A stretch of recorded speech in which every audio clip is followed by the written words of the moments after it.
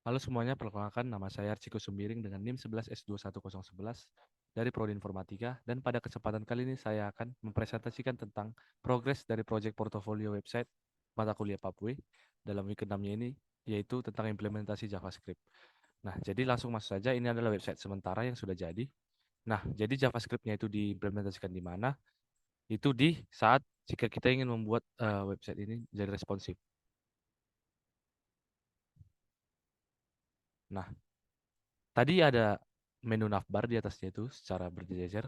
Apabila kita masuk ke dimension yang dia sempit, yang dia portrait, maka dia akan berubah menjadi eh, ini hamburger icon di sini. Navbar yang di atas akan hilang. Nah, jika ini diklik, maka dia akan semua menu-menu tadi akan ditampilkan menjadi drop down di ini. Nah, di mana implementasi JavaScript-nya? Yaitu pada dalam mengklik button ini. Di sini ada button, elemen button, yaitu hamburger icon. Nah, jika diklik, maka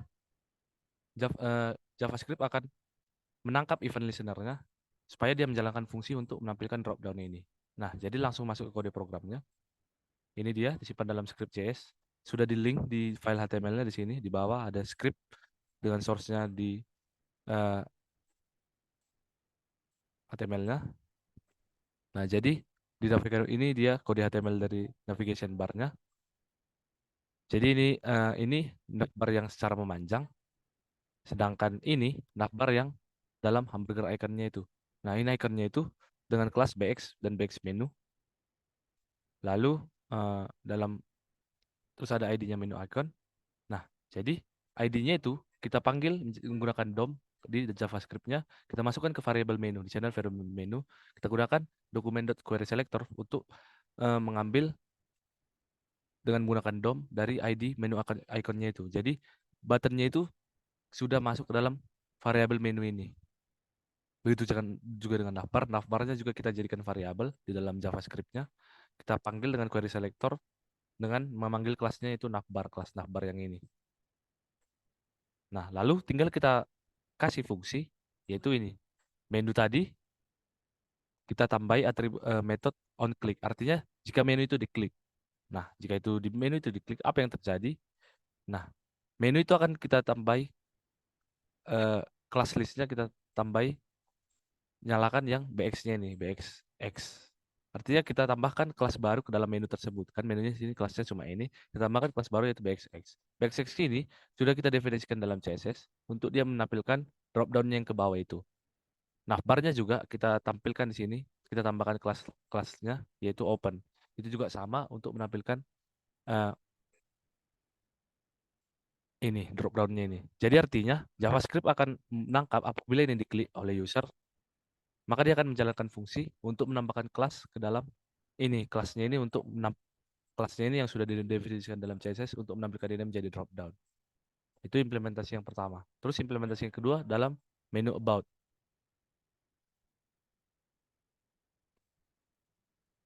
About yang ini untuk membuat animasi dari chartnya ini dan progress bar-nya ini.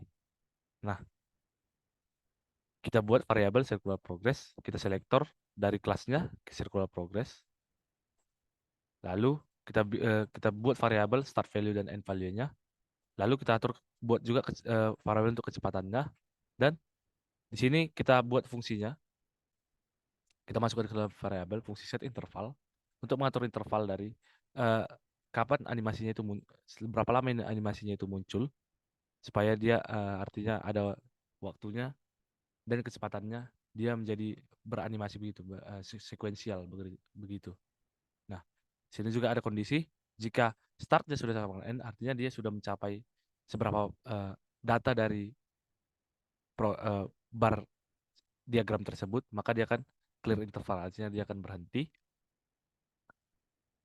Nah, inilah dia kita set style backgroundnya. Artinya setiap iterasinya itu kita tambahkan background ini, kuning gradient ini, warna birunya itu, maka dia akan menjadi setiap kecepatannya itu dari start ke end dia akan jalan, maka dia akan mengisi warnanya itu otomatis, maka dia menjadi animasi seperti itu.